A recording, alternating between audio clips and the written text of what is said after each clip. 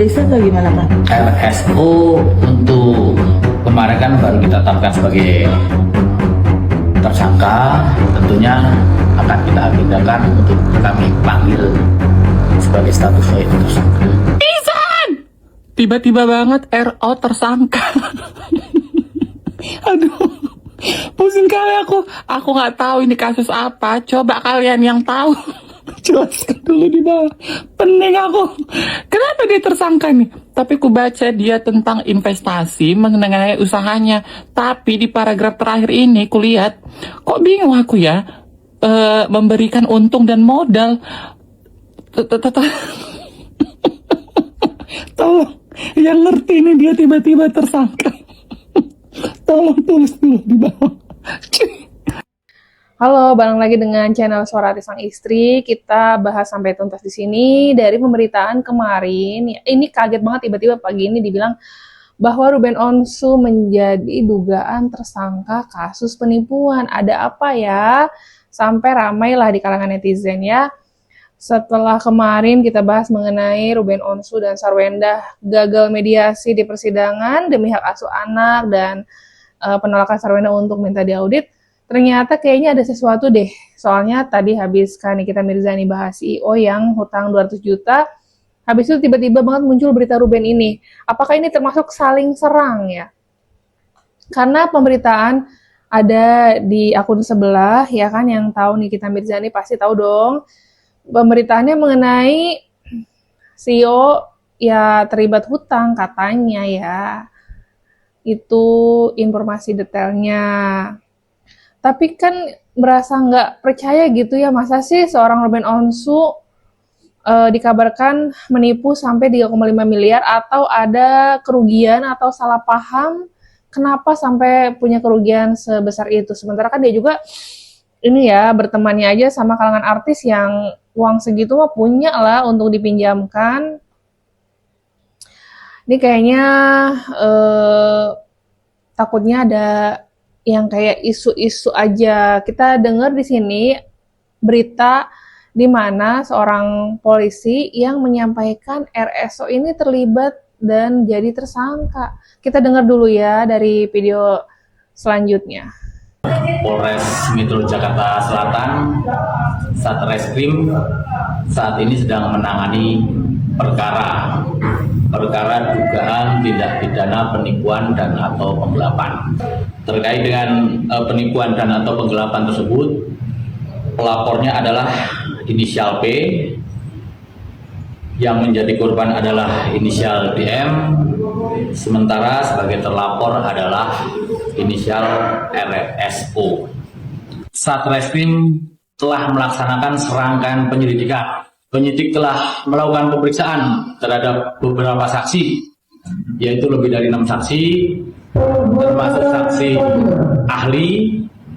Kemudian pada beberapa hari lalu telah dilakukan gelar perkara, yang dari gelar perkara beserta gelar sepakat terhadap terlapor saudara RSO statusnya dialihkan sebagai tersangka.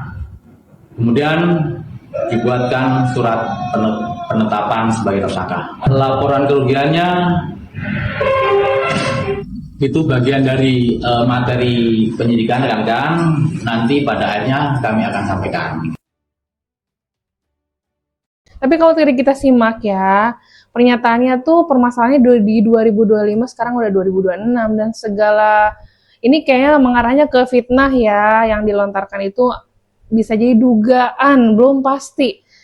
Ya, semoga ini bukan Ruben Onsu ya, tapi di sini inisialnya RSO katanya. Tapi di sini juga ada pemberitaan media sosial di mana ya dadakan banget setelah Sarwendah keluar persidangan teriak-teriak, kenapa nggak dari dulu Pak Polisi ini sangat janggal. Diperiksa aja belum udah jadi tersangka. Aduh, hati-hati. Ini jangan sampai kita menggiring opini, kita hanya mencari informasi yang lebih update dan kita coba luruskan di sini ya.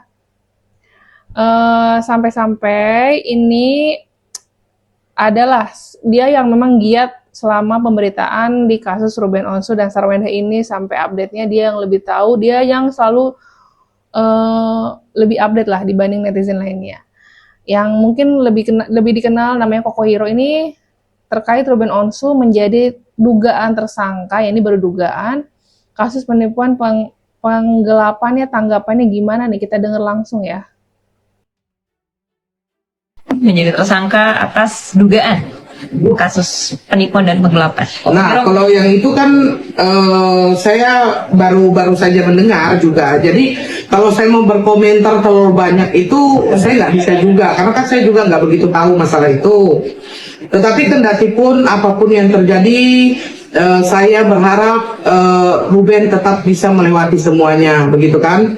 Dan juga ini kan masih, kalau sesuai ya dengan berita itu, tersangka gitu kan, masih tersangka, disangka, menyangka, kan itu belum inkrah, belum sesuatu hal bahwa kebenaran bahwa itu merupakan kesalahan. Jadi kalau saya secara pribadi, saya tunggu dari pihak Dari Ruben ini juga belum klarifikasi ya. Di sini juga kita bisa lihat penjelasan dari seorang pengacara yang paham hukum. Nih dugaan Ruben Onsu tuh gimana sih langkah ke depannya? Kita dengar langsung. Ruben Onsu dikabarkan ditetapkan sebagai tersangka di Polres Jakarta Selatan dalam kasus penipuan. Banyak netizen masyarakat yang mengatakan seolah-olah Ruben ini bersalah, seolah-olah Ruben ini melakukan penipuan. Di dalam hukum pidana ada yang namanya praduga tak bersalah. Artinya seseorang yang ditetapkan menjadi tersangka, misalnya oleh kepolisian, belum dapat atau belum bisa dikatakan bersalah sampai adanya putusan pengadilan. Jadi sebelum adanya putusan pengadilan, kita tidak boleh mengatakan seseorang itu melakukan tindak pidana. Jadi jelas ya, ini masih dugaan. Nanti kita dengar klarifikasi langsung kalau memang Ruben Onsu ini tuh ada keterkaitan di kasus penipuan uang sampai hampir 3,5 miliar ya infonya tadi. Tapi lucunya di sini kalau kita kaitkan dengan baru saja informasi dari uploadan Nikita Mirzani ya. Di sini panas banget menagih uang ke CEO Gio, pacar Sarwenda sebesar 200 juta. Dan setelah uploadan Nikita Mirzani ini, Ruben Onsu malah dikabarkan jadi dugaan tersangka lah, ramai nih di media sosial. Di sini kata-katanya Nikita Mirzani ya, masih ingat nggak beberapa tahun lalu waktu punya masalah ketahuan beli sinte lewat Instagram, Kak Niki yang bantuin lu, waktu itu lu sampai ketangkap di apartemen sampai sempat kabur lewat tangga darurat pergi ke Bandung. Kalau dilihat dari wajah-wajahnya CEO sih ya namanya ya ada wajah-wajah brengseknya yang biasa. Kalau perempuan tuh suka dengan yang namanya penasaran sama cowok dari muka-muka ganteng tapi ada brengseknya.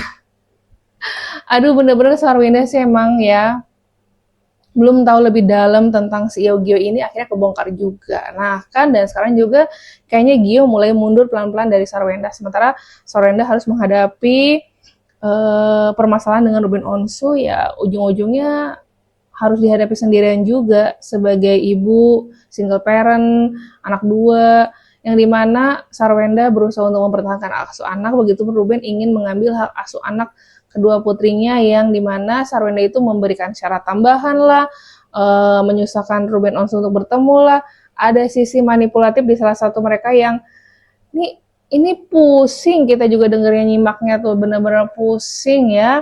Cuman kalau nggak diikutin penasaran kasus Ruben Onsu sama Sarwenda ini tuh nanti endingnya gimana ya? Apakah ujung-ujungnya Sarwenda akan minta maaf? Nah itu yang bikin aku penasaran sebenarnya. Semoga kasus di Sarwenda sama Ruben Onsu ini cepat selesai ya. Entah pemberitaan di luar sana.